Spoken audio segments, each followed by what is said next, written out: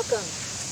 My name is Pat Corcoran, and I welcome you to Mount Hope Cemetery in Rochester, New York.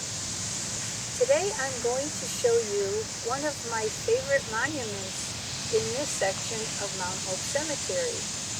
Now where we're standing is called Section A, and it's a stone's throw from the grave of the Susan B. Anthony family.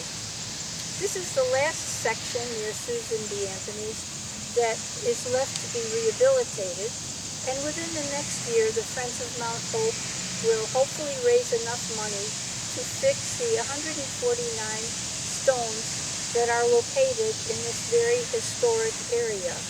Many famous people are buried here, and we could give a tour just within this section as well. Now I will take you to the grave of Henry Rundel and his family, but I need a minute to climb down the hill because what's unique about this section is it's located on 6 different terraces or levels. We're on the top level and I'm going to climb down to the middle level. To the Rundel family gravesite, one of my favorites. You can see that it is located in an isolated area crowded in a narrow wilderness path bordering on the University of Rochester fence. When this monument was erected, the cemetery owned the land beyond this fence. It was sold to the university in 1965, and the fence was built in 1966. Before that, there would have been a lovely view of the Genesee River. I suspect that this is why this site was chosen. Let's take a close look at the monument itself. It is one of our beloved 12 zinc monuments, produced at the Monumental Bronze Company in Bridgeport, Connecticut from 1874 to 1914. These monuments were ordered from a catalog or from a salesperson that would meet the family in the cemetery. It was shipped to the person's residence, and then the monument could be assembled by the buyer. The box included a tool where you could screw the pieces together so that the buyer would only have to prepare a foundation for the monument. There were many options available to the buyer. Right now I'm standing facing what was the front of this monument. We know it's the front because it has the name Rundel and also information about the husband, Henry P. Rundel. Interestingly enough, as I stand here, if I took one step backward, I would go down a cliff, a very steep cliff. So one mystery is, why would a monument be erected so close to a cliff? So that how could people come and see the front of the monument? So that's a mystery. But let's take a look at this beautiful monument. The main part of the monument is an obelisk, which is a symbol of the sun god Ra, but it's also a Victorian symbol signifying heaven because it's pointing to heaven. It's very common, this symbol, in Mount Hope Cemetery because ours is a Victorian cemetery. On the top is a shroud, which is a symbol of mourning, a common Victorian symbol. In the front is a crucifix, indicating that these people were Christian. The person that erected this stone also chose 2 symbols to focus on. One is an anchor, a religious biblical symbol from the book of Hebrew.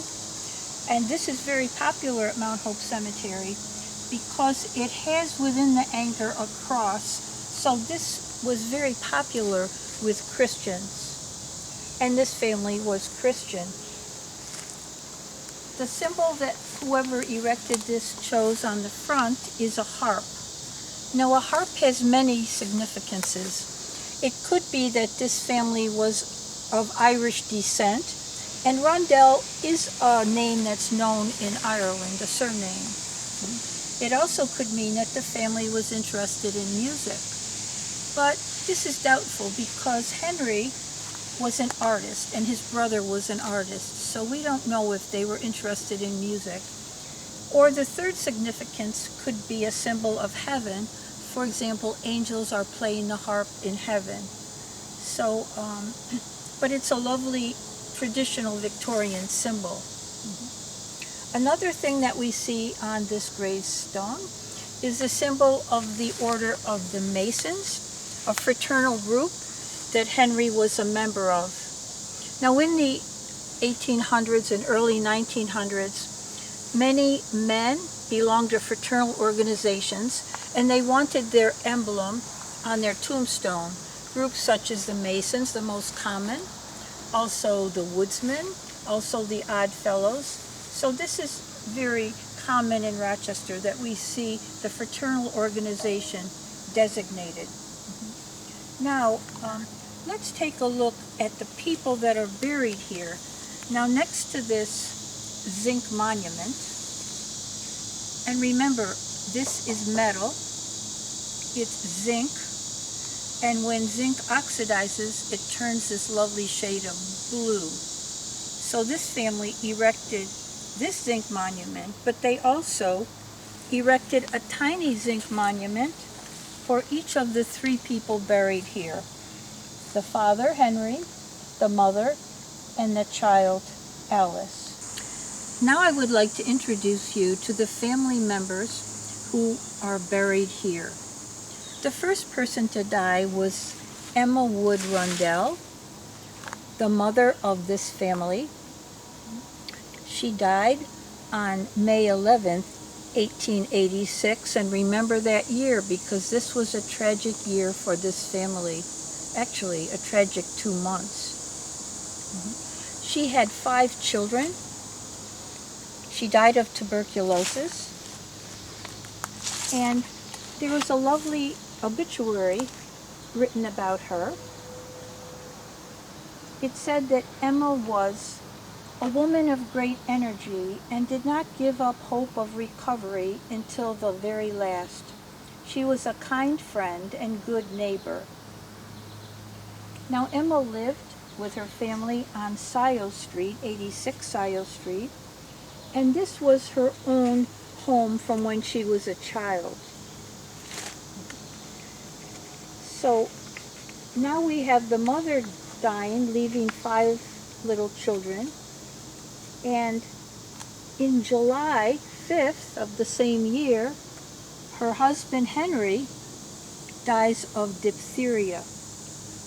Now Henry had a business downtown where he sold picture frames and he had an art gallery, and he was in this business with his older brother Morton.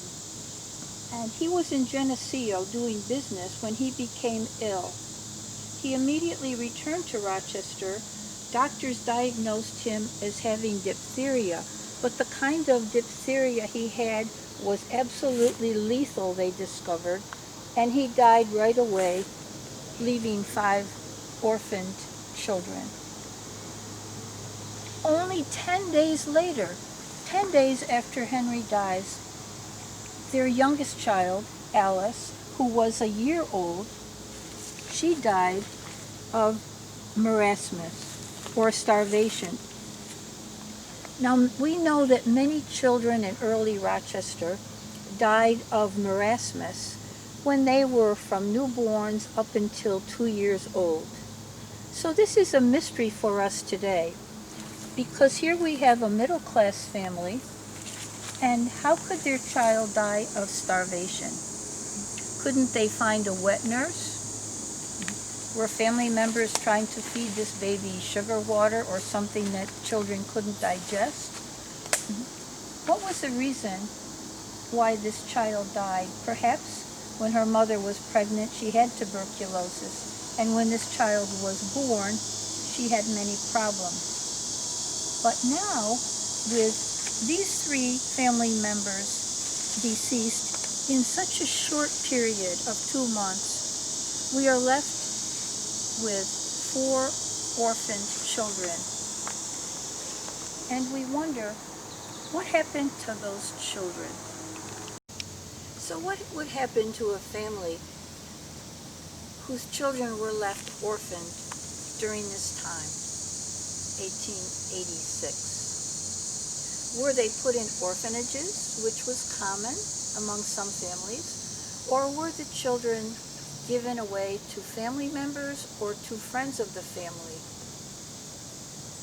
At first, when we do research, it looks like these 4 children just disappeared.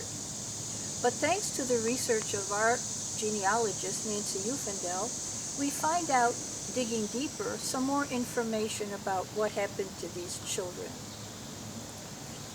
One of the children, named Morton, who was 8 years old, he was given to his aunt, a maiden lady who lived in Alexander, New York. This would have been Henry's sister. Now, the Rundel family was all from Alexander, New York. So another mystery as to why this contingent was buried at Mount Hope Cemetery, we don't know. But Morton lived with Hattie in Alexander, and he grew up there, and he was in the army. That much we know about him. Another child, Ruth, who was only 3 years old, and she would have been the most adoptable child being so little. She was adopted by a single woman in Rochester named Emily Sweeting, who lived with her sister. But early in Ruth's life, Emily moved to Watervliet, Michigan, and there are records of them living there. We see records that Ruth married late in life. And we also see that when Emily Sweeting died, in her obituary, she acknowledges Ruth as being her adopted daughter. So we know about Ruth. A third child, Laura, who was nicknamed Izzy, we think, was raised somewhere around Rochester, we think, but we don't know who raised this girl. But what we do know from newspapers.com is that she attended Lima School. Now, Lima School was a boarding school. It was very prestigious. This is the school that Frederick Douglass's second wife attended. And someone had to pay her tuition, and someone had to aspire that she get a good education. But we don't know anything else about Laura, except she did marry, and she did live in Rochester. Their oldest child, when the parents died, was 13. His name was Clarence, and we have no idea what happened to Clarence.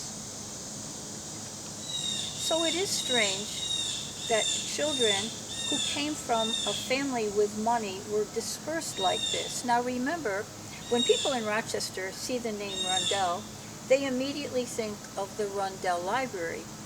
Well, Henry's brother was Morton, and he was the philanthropist that gave the money for the Rundel Library. So, late in life, his Kodak stock skyrocketed, and he became wealthy. Guess who their first cousin was? None other than our own George Eastman. Now remember, George Eastman had a big house, he was single, but we don't know what his relationship was with his children. But we do know that Morton and George, because both of them were single, were close friends all their lives. And it was George Eastman that convinced Morton to buy Kodak stock when it wasn't very popular. And of course, that's how he became wealthy. So with relatives this affluent, we wonder what happened to these children. We don't know if any of these people ever left money for these children. Now, interestingly enough, when we think about Rundel and we think about the Rundel Library, Mr. Rundel, Morton, the brother of Henry, in 1911 he died, and he left his fortune to the city of Rochester to build a library and an art gallery. Now think of this, 1911. He also left a little bit of money to his sister in Alexander, who was named Hattie. But he also put a caveat on that inheritance, that when Harriet died, she had to put the money back into the library fund. which was strange. So from 1911 until 1934, the money sat in the coffers of the city of Rochester, and during that time, there was a lawsuit because the relatives, we don't know which relatives, sued the city of Rochester and said, you didn't use this inheritance in a timely manner, and therefore we want it back. So there was a big lawsuit about that, and the judge declared that the city was at fault and they had to build a library. So the $400,000 in Kodak stock that had been given to the city in 1911, by 1933 it was worth $1 million. So the city was happy now. And also, this was a time during the Depression when there was money from the government, from Franklin Roosevelt's government, to give money to build buildings to give people jobs, because this was the height of the Depression. So they also gave, the federal government, $333,000. So between the contributions from Rundel and from the federal government, we have this lovely library today. So the last mystery I want to present to you is who built this beautiful monument. Obviously it wasn't Emma or Henry, because they died young and unexpectedly. So some family member must have chosen this beautiful monument and selected all of the symbols, but it's another mystery. So this is a story of tragedy, of mysteries, and of questions. So to the Rundel family, who's buried here, Henry, Emma, and Alice, and to all the orphaned Rundel children, wherever they may be, may you all rest in peace, and may your memories be a blessing.